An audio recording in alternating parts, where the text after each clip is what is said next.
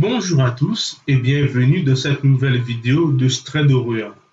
Le programme aujourd'hui les amis, c'est un thread que j'ai trouvé sur Reddit. Je vais à présent vous raconter l'histoire de Laurence. Laurence qui habite la petite ville de Angel Falls. Cette petite ville des États-Unis qui compte 300 habitants. Et il faut savoir que cette ville est entourée d'une forêt. Un jour, Laurence est partie rendre visite à sa meilleure amie, qui habite la même ville et à seulement quelques minutes à pied de sa maison. En fait, sa meilleure amie venait juste de se séparer de son copain et elle avait le moral à zéro. Donc, pour essayer de lui remonter le moral, Laurence lui a acheté un petit cadeau et ensuite, elle est partie lui rendre visite. La journée est très vite passée dans une bonne ambiance. Elles se sont bien amusées et il est maintenant 23 heures. Et Laurence décide donc de rentrer chez elle. Elle sort donc de chez sa meilleure amie et commence à marcher. La nuit est déjà tombée. Mais bon, c'est pas la première fois que Laurence emprunte ce trajet à une heure aussi tardive. Arrivée à mi-chemin, Laurence se retrouve au niveau du parc de jeux de la ville. Elle remarque que les lumières sont éteintes et elle a commencé à ressentir un mauvais pressentiment. Mais elle a quand même continué de marcher, vu qu'elle était maintenant à peu près une cinquantaine de mètres de sa maison. Et c'est à ce moment-là qu'elle a entendu quelqu'un l'appeler derrière elle. Donc, elle a retourné sa tête. Elle a vu deux mecs qui sont en train de marcher dans sa direction. Laurence a commencé à avoir peur. Elle a commencé à stresser, mais elle a continué de marcher comme si de rien n'était. Laurence les entendait derrière elle. Ils étaient en train de la siffler. Les deux mecs se sont rapprochés de Laurence et ils sont arrivés à son niveau et ils se sont mis à lui dire des choses vicieuses. Laurence a pris peur tandis que les deux mecs se sont mis à rigoler.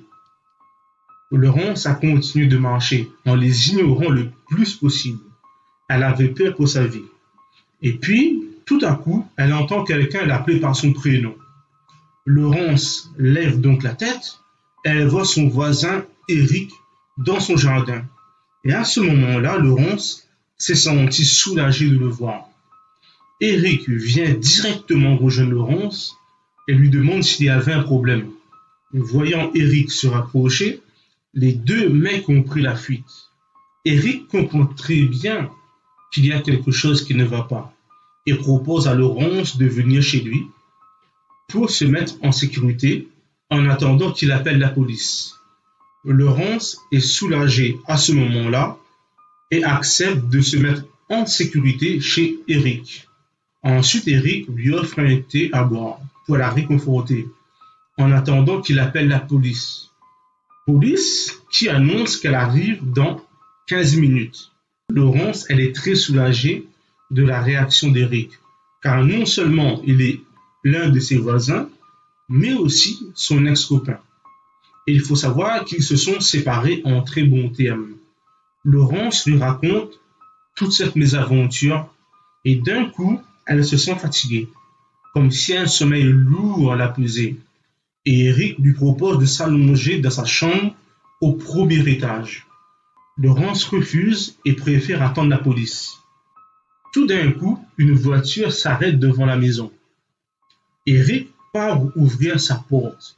Laurence se retourne, pensant voir la police. Et à sa stupéfaction, elle voit les deux hommes qui l'ont suivi tout à l'heure à l'intérieur de la maison de son voisin.